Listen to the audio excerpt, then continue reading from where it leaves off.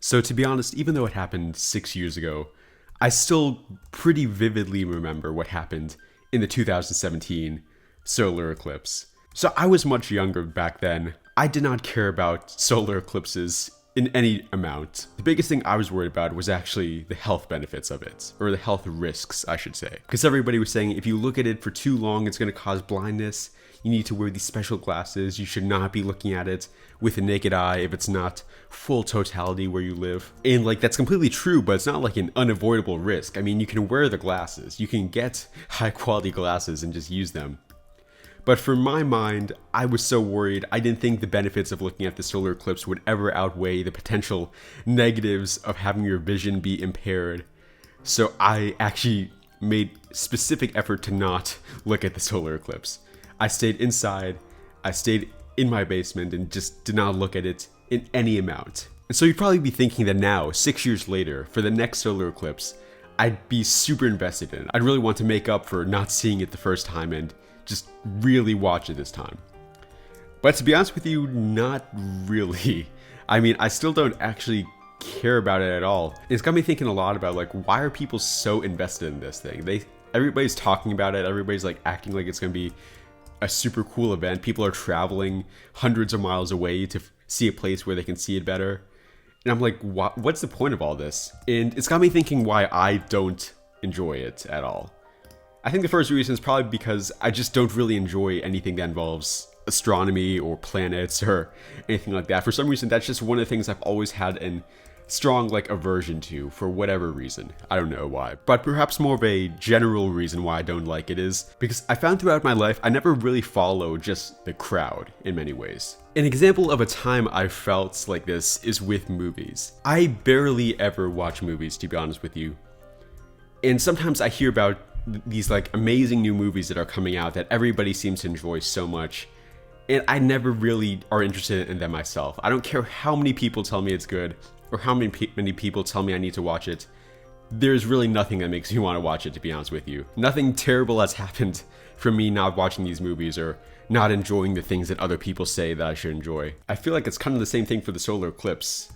I don't really see any value of doing it, so I'm just thinking I don't really see why I need to be a part of this. Now, I'm not going to pretend like not watching the solar eclipse is like a political stance or something, because that's kind of cringe, to be honest.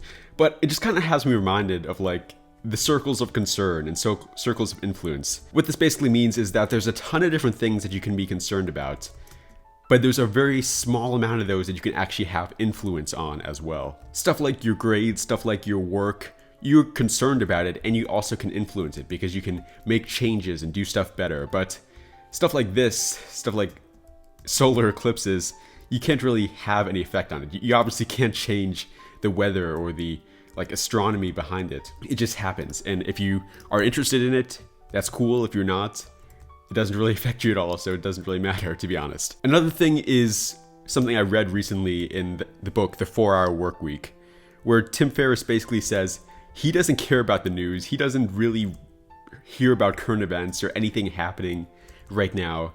He kind of lives in his own world where he just is purposely uninformed about any of that kind of stuff. And the reason he does that is because he just doesn't want to waste time learning about things that he doesn't have any direct control over. I mean, there's a million different things you can worry about, you can care about, but at the end of the day, you can only like affect probably like 5 of those. So you might as well only focus on the few things you actually can affect rather than the millions of things you can't. So how does this relate to the solar eclipse? Well, to be honest, not that much.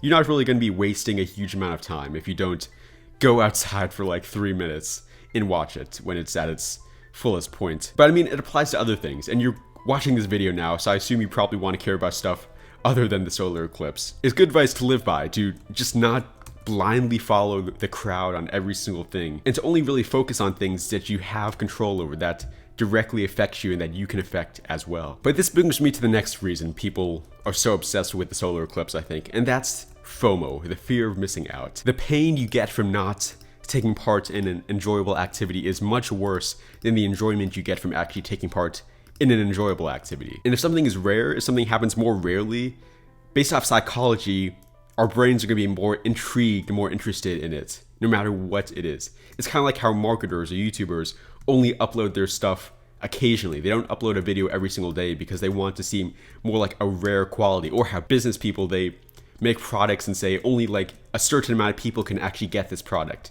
So it creates scarcity. More people want to do it.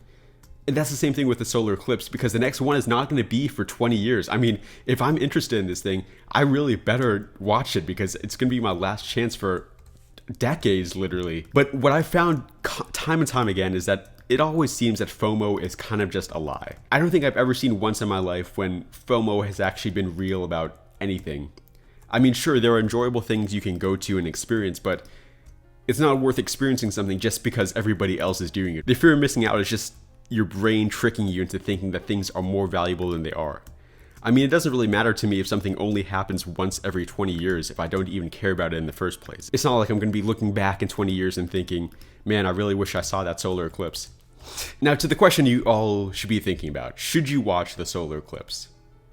I mean, honestly, I don't really care. I'm not saying that you shouldn't watch the solar eclipse, and if you find genuine enjoyment and genuine value from being around all those people and just enjoying something like that, definitely you should still do it. There's still something to be said about enjoying things and having memories with a large amount of people. Even if it's not an activity that you enjoy, it can be fun to just be around a lot of people that you care about and to do something worthwhile with them, or at least kind of worthwhile. Anyways, thank you for watching this video. This has been Jimmy, signing off.